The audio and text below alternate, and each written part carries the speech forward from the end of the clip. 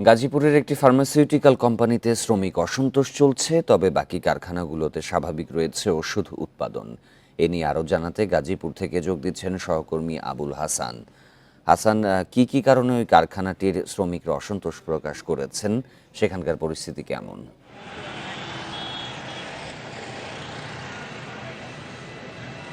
দেখুন, রাজেন্দ্রপুর এলাকায় ইউনিকেয়ার হেলথ নামে একটি ওষুধ কারখানায় এখন শ্রমিক অসন্তোষ চলছে এবং শ্রমিকরা যেটি দাবি করছেন যে তাদের মোট 18 দফা দাবি রয়েছে। এর মধ্যে চাকরি স্থায়ীকরণ, বেতন বাড়ানো, খাবারের মান বাড়ানো সহ বেশ কিছু দাবি তাদের রয়েছে এবং সেই দাবি আদায়ের লক্ষ্যেই সকাল 9টা থেকে তারা কিন্তু এই আন্দোলন শুরু করেছেন এবং এখানে তারা যে কারখানার মূল ফটক, সেই ফটকের সামনে অবস্থান নিয়ে তারা এই বিক্ষোভ করছেন। তবে তারা কিন্তু এখনও মহাসড়কে আসেনি, শান্তিপূর্ণভাবে তারা ভিতরে, যেহেতু কারখানাটি মূল সড়ক থেকে একটু ভিতরে অবস্থান, সেখানে তারা সেখানেই অবস্থান নিয়ে তারা কিন্তু বিক্ষোভ কর্মসূচি পালন করে যাচ্ছেন এবং এর আগে তারা কিন্তু কর্মবিরতি করছেন। আর বাকি যে কারখানাগুলো, আমরা শিল্প পুলিশের সঙ্গে কথা বলেছিলাম যে গাজীপুরে ভ্যাকসিনকো, স্কোয়ার সহ যে কারখানাগুলো, বড় কারখানাগুলো রয়েছে, সেই ওষুধ কারখানাগুলো সেই কারখানাগুলোতে কিন্তু উৎপাদন প্রক্রিয়া স্বাভাবিক রয়েছে এবং সেখানে শান্তিপূর্ণ পরিবেশে কিন্তু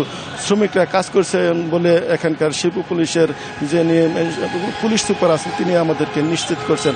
এছাড়া আরেকটি বিষয় আপনাকে বলে রাখি যে আরেকে সিরামিক, যেটা বাঘের বাজার এলাকায়, সেইখানেও কিন্তু শ্রমিক বিক্ষোভ চলছে এবং শ্রমিকরা ঢাকা ময়মনসিংহ মহাসড়ক অবস্থান নিয়ে তারা বিক্ষোভ করার চেষ্টা করছে। সেখানে শিল্প পুলিশ এবং অন্যান্য আইনশৃঙ্খলা বাহিনীর সদস্যরা কাজ করছেন তাদের নিবৃত্ত করার জন্য। একইভাবে ভোগড়া বাইপাস এলাকায় চাকরি প্রত্যাশী কিছু লোকজন নামার চেষ্টা করছেন মহাসড়কে, পরে শিল্প পুলিশ তাদেরকে বুঝে সেখান থেকে সরিয়ে দেয় এবং এখন সেখানকার পরিস্থিতি মোটামুটি শান্ত রয়েছে।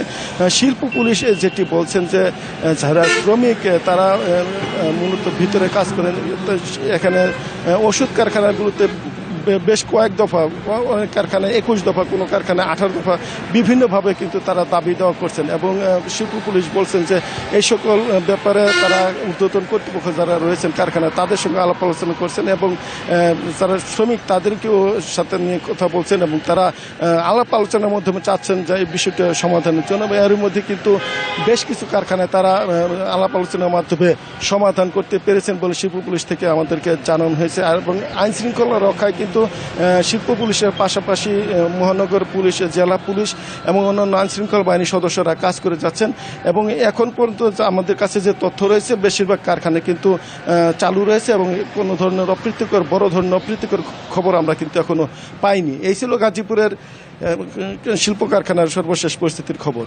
গাজীপুর থেকে জানাচ্ছিলেন সহকর্মী আবুল হাসান।